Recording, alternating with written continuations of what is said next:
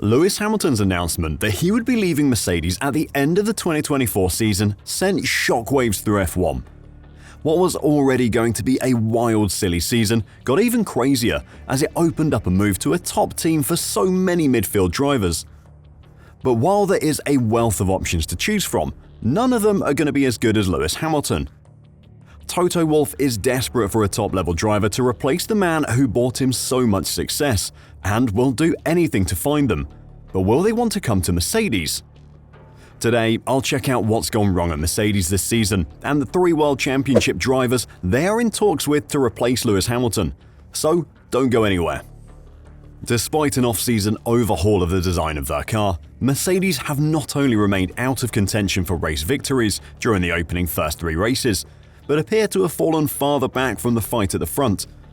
A lack of performance in Bahrain and Saudi Arabia ensured the highest finish managed by either Lewis Hamilton or George Russell was the latter's 5th in the opening race, before a double DNF at the Australian Grand Prix compounded a continued lack of pace.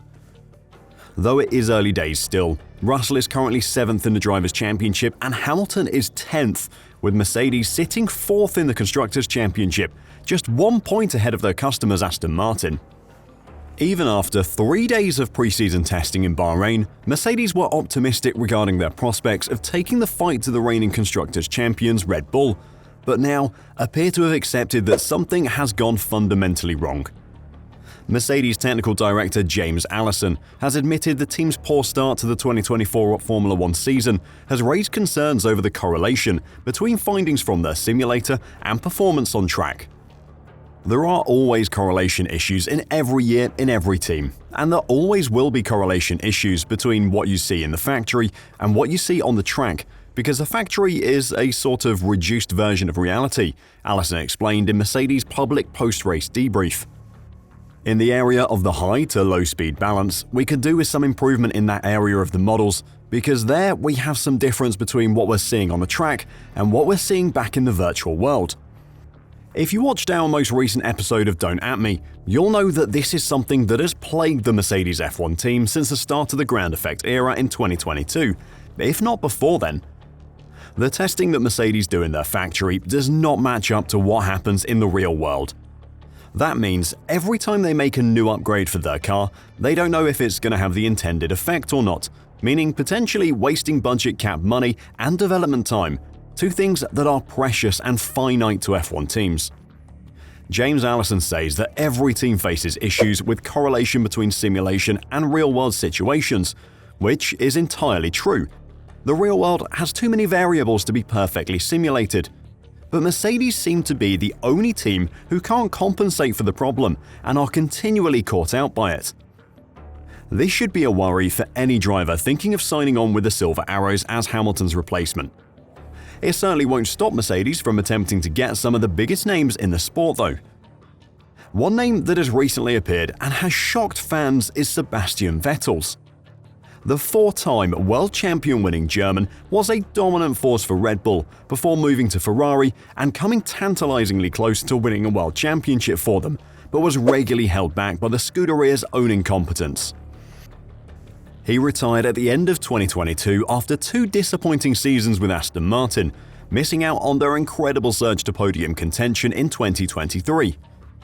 With 16 years of F1 experience and 299 F1 starts, he has as much F1 knowledge as anyone on the grid, and at 36 years old, he is still 6 years younger than Alonso.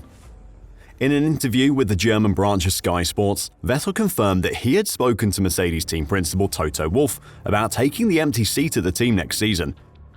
"We haven't discussed it concretely yet. I'm still in touch with people who have guided me directly or indirectly over the years, or who travelled with the category. Of course we keep in touch depending on whether things are going well or not. I'm lucky enough to know a lot of people, and if I'm curious about something, I can ask them directly." Vettel left the door ajar for a return after his retirement from Formula One, although that was mostly for a one-off performance at the Japanese GP at his beloved Suzuka. In the interview, he wouldn't deny a potential return, saying that age isn't a problem and he wasn't sure what he wanted to do next year. In recent years, Alonso and Hülkenberg have both shown that a few years away from F1 aren't as terminal to F1 performance as might have previously been thought. In terms of a World Championship winning caliber of driver, Vettel is one of the best, and should have won more when at Ferrari if it weren't for the Italian team's unbelievable ability to shoot themselves in the foot. Speaking of Mercedes targets who were victims of the Scuderia's sabotaging their title challenges, Fernando Alonso is another of the Silver Arrow's top targets for 2025. The 42-year-old has jumped all over the grid during his F1 career, and with seats available at Red Bull and Mercedes next season, he is being billed as a front-runner for both teams. Natalie Pinkman said on the F1 Nation podcast before the Australian Grand Prix, "He will be the one who knows the most. He's on the inside. He'll know if they're going in the right direction for him. To leave Aston for Mercedes, I would say that's a gamble for Fernando. He's not guaranteed to do better at Mercedes than to stick around at Aston, and he's not always made the best decisions in his F1 career." Alonso has represented Minardi, Renault, Ferrari, McLaren, Alpine and Aston Martin in his legendary Formula One career. He is the epitome of an F1 driver, always on the lookout for the best possible car to help him win races and F1 championships. Mercedes were only willing to sign Lewis Hamilton to a 1-year plus 1-year extension contract, so it's unlikely they would offer Alonso more than that, something which might put him off the move. And considering their relative performance at the moment, a move to Mercedes might not be the best choice. Aston Martin have Honda coming in as their engine supplier, making them a full works team from 2026, and they're also in the market for a certain F1 savant. The ambitious Aston Martin owner Lawrence Stroll made a big money contract offer over the Saudi Arabia Grand Prix weekend to lure the 65-year-old legendary designer Adrian Newey from Milton Keynes to his nearby Silverstone headquarters. If Newey is on his way to Aston Martin before the new technical regulations in 2026, then Alonso might already be in the perfect position to get the 33rd win his fans are so desperate to see him secure. Not that that will stop Toto Wolff from trying to secure his services though. However, Wolff has been very clear about who his first choice is. Verstappen and Red Bull, the driver and team pairing which has established itself as Formula One's dominant force, seemed arguably the most certain partnership to continue long-term anywhere on the grid, but that theory has been seriously tested in recent weeks. At a point where tensions off-track at Red Bull seem to be reaching boiling point, Verstappen cast doubt over his own future with the team.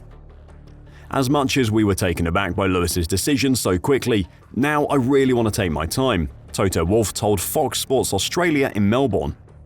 "There are a few options that are really interesting for us, from the very young super talent to some of the other ones who are very experienced. That's not going to happen in the next few weeks or months. I want to continue to monitor the market. It depends on what Max does." While Verstappen may be the first choice for Mercedes, that doesn't mean they're guaranteed to get him. They aren't the attractive option they once were. Aston Martin also appears to be sniffing around Verstappen, and with an offer to Red Bull star designer Adrian Newey, combined with Honda Works engines for 2026, they could provide the perfect environment to entice him. For now, it seems like Verstappen will be the one to dictate what happens at Mercedes. Wolff needs to be careful though. If Alonso is his backup option, the Spaniard is unlikely to want to hang around. Alpine experienced what happens when you keep Nando waiting, and if Wolff is banking on him being available if he can't lure Verstappen away, then he may be sorely disappointed. Who do you think will snatch the vacant Mercedes seat? Will it be one of the former world champions, or will Wolff look elsewhere for Hamilton's replacement? Let me know your thoughts in the comments down below, and until next time, drive safe and bye for now.